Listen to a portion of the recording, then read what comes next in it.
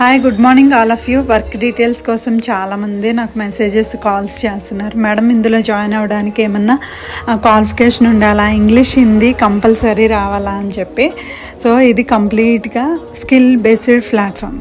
So దీనికి qualification ఏం అవసరం లేదు. చాలామంది కూడా హిందీ, ఇంగ్లీష్ రాలేని వాళ్ళు కూడా కమ్యూనిటీని చూసి ఫాలో అయ్యి కూడా సక్సెస్ అయిన పీపుల్ చాలామంది ఉన్నారు.